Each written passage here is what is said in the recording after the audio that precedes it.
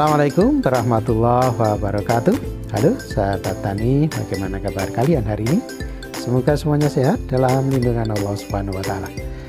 Kali ini kami ingin mengajak sahabat tani sekalian untuk membahas berkenaan dengan budidaya tanaman cabai.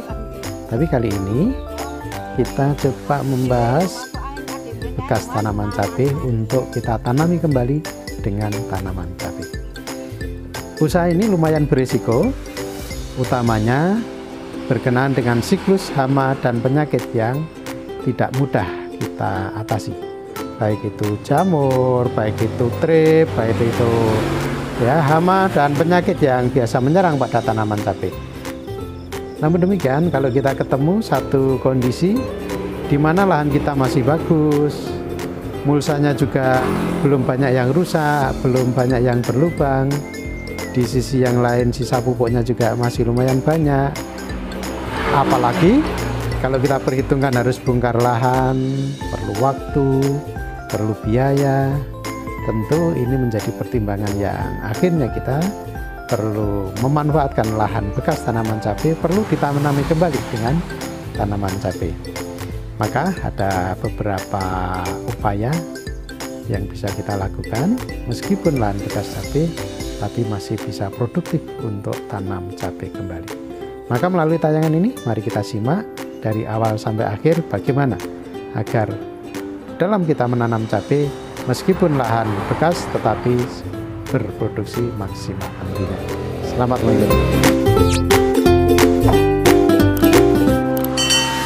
Perlu kami kembali sampaikan bahwa untuk musim tanam ini kami memanfaatkan lahan bekas tanaman cabai yang MT kemarin kami tanami tanaman cabai merah besar, varietasnya baja.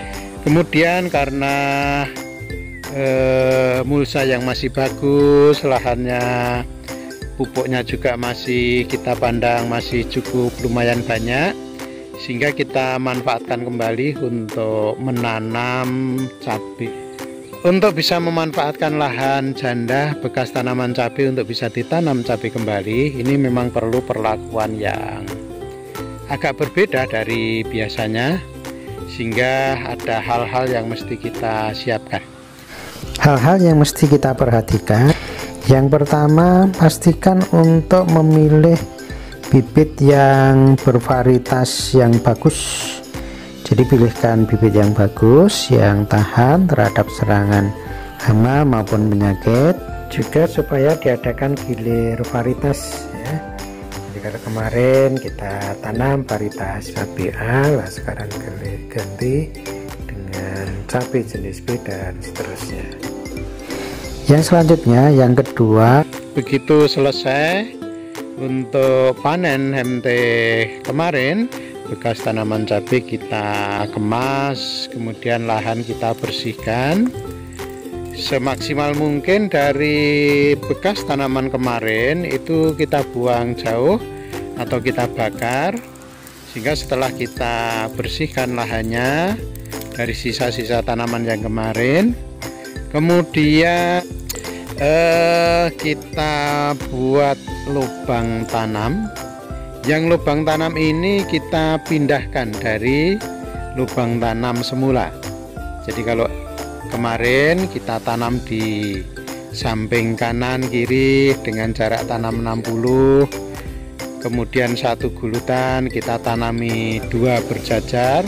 Nah, untuk MT kali ini kita pindahkan lubang tanamnya, kita buat lubang tanam di bagian tengah ya, dengan harapan kita bisa mengambil unsur hara, sisa pupuk yang masih tersisa untuk MT yang kemarin dan tidak menyerap di bekas yang kemarin.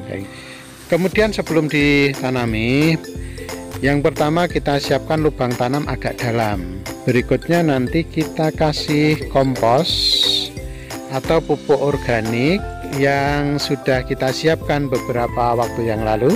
Nanti videonya bisa disimak, nanti linknya bisa kami tampilkan di deskripsi ini.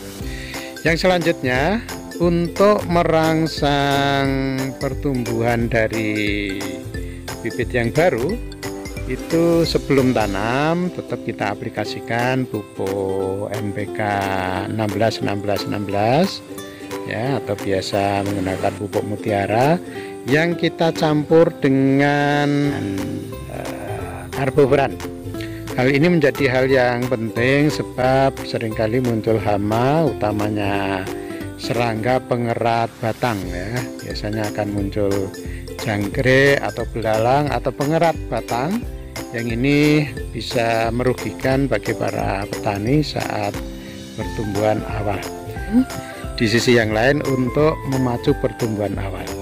Kemudian sebelum tanam juga perlu diperhatikan seluruh lahan itu supaya dispray dengan insek yang ringan-ringan saja. Artinya kita mencegah mungkin masih ada sisa-sisa hama atau penyakit tinggalan dari musim tanam yang lalu. Kemudian untuk memaksimalkan lubang tanam tersebut, satu lubang tanam bisa kita tanami 2 bibit. Kemudian perlakuan berikutnya, setelah umur 1 minggu tanaman sudah tumbuh segar seperti ini ya, itu kita kocor, yaitu menggunakan komposti. Adapun komposti prosesnya seperti apa bisa nanti juga kami tampilkan linknya di deskripsi. Demikian, mudah-mudahan bermanfaat. Assalamualaikum warahmatullahi wabarakatuh.